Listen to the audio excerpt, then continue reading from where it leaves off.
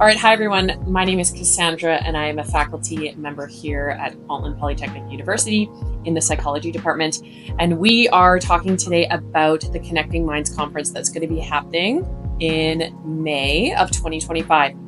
Now I have Misha here and I am going to be asking Misha a few questions about the Connecting Minds conference in order to help students who may be interested in coming to the conference or actually presenting their research there. So tell me, what is Connecting Minds? So Connecting Minds is an undergraduate research conference that's hosted by Kwantlen every 2 years. It's a sort of very low-key conference that's sort of meant for people who perhaps don't have much conference experience. It's open to all undergraduate students, not just those from Kwantlen. Oftentimes students from other universities in the Lower Mainland, outside of British Columbia, or even outside of Canada are invited to participate and show their research. It's a very good opportunity for students to gain experience in disseminating their research, explaining their findings, networking, and also just learning more about psychology in general. Wow, that sounds like a great opportunity for undergraduate students. Absolutely, yeah. It's a very good opportunity, and I myself have experience in presenting research at the conference, and I found it a really rewarding and rich experience that I would highly recommend for anyone that was considering following a more research-oriented path. So how about those students who may feel a little bit nervous about, their first time coming to a conference, nervous about presenting research, doing a poster, doing an oral presentation, maybe they haven't had a lot of experience doing this? What would you say to those students that are feeling nervous? I would say that's a totally normal, very normal experience for students to have first time around. And you'll find that you're not alone oftentimes. Like, everyone feels that way to some degree.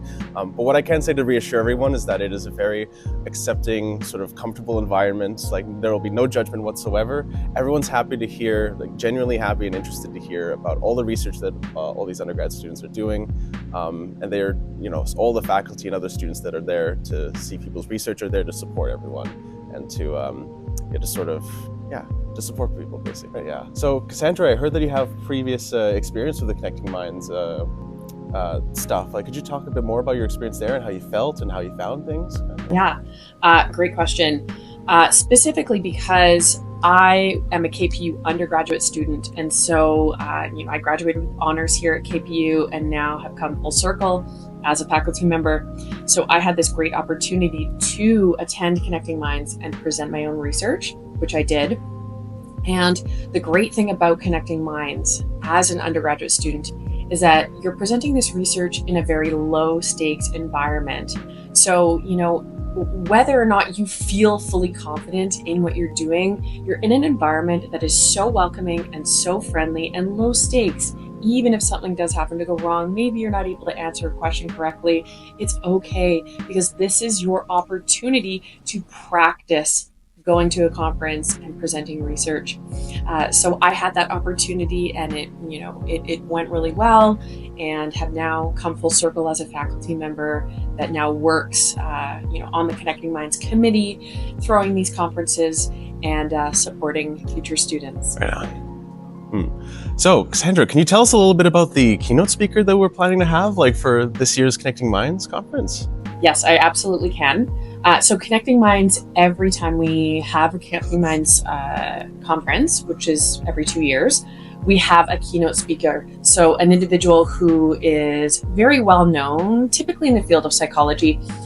Fortunately, this year, we were able to get Timothy Caulfield, who is actually a professor at the University of Alberta, and he works in health and law. However, his research focuses on debunking pseudoscientific myths. He works with the Skeptic Society.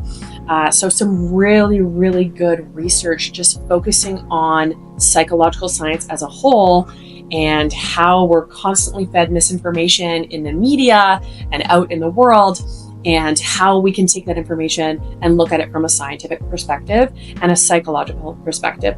So really, really exciting that we have him coming to be our keynote speaker at the Connecting Mind conference this year. Absolutely. Yeah, really looking forward to seeing what he talks about, kind of thing. Yeah, I've got no doubt that he'll make an awesome contribution to the conference. It'll be an enlightening sort of talk that he's going to give, and I can't wait to see that.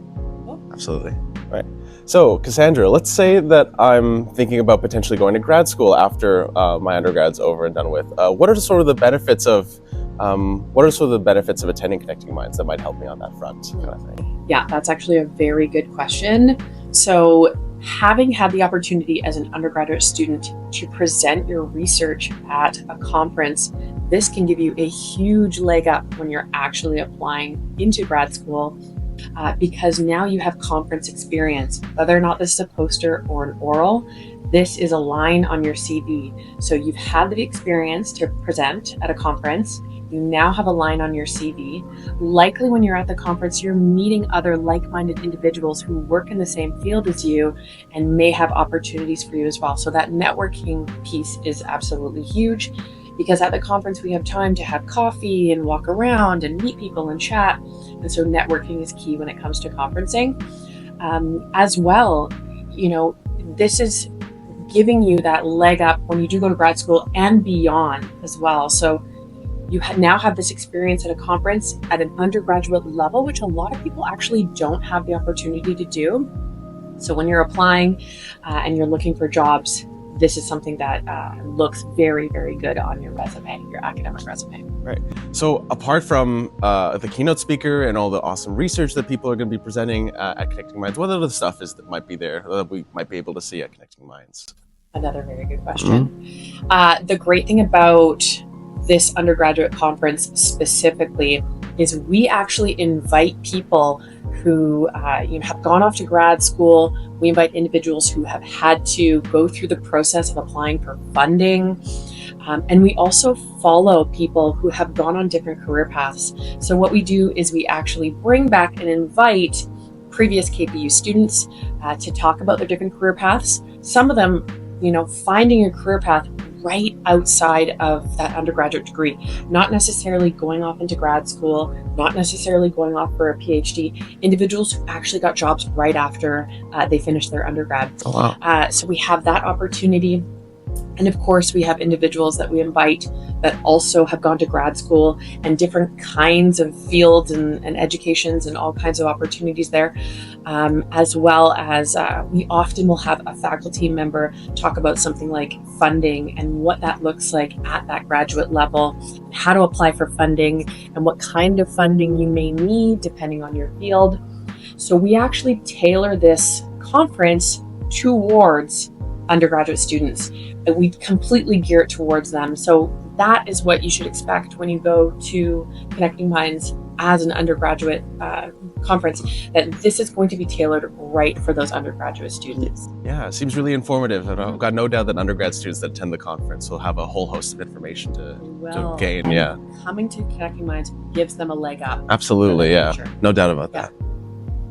Okay, Misha, I have one last question for you, and I think this is likely probably the most important one. How do students, where do they go if they're interested in coming to Connecting Minds? If they're interested in presenting their research at Connecting Minds, what do they do? That's a really good question. So students who want to attend not just attend Connecting Minds, but also present, especially at Connecting Minds, can go to the website for that, connectingminds.ca. The abstract, there is a submission portal for abstracts, which is to say a summary of the project or research they want to present. It should be closing around late April. But students can basically submit a blurb of the sort of project or research that they want to present on. They can choose between either doing an oral presentation, or if you're a bit more socially anxious, you can always do a poster presentation instead, which tends to be a lot more low-key and a little less time-limited. But yeah, basically, if you have some research that you want to present, feel free to submit an abstract. We'll have a committee look over all the abstracts that are submitted, and yeah. With any luck, you'll be there at Connecting Minds presenting, kind of thing. Excellent. Yeah. And one key thing I know about the abstract committee as well is they will actually help you formulate your abstract. So if this is something that's new for you, we actually have a committee that will help you in the writing process of it as well. Absolutely. You're not on your own with this, you'll have help every step of the way, especially if this is the first time you've ever been at a conference before. So yeah.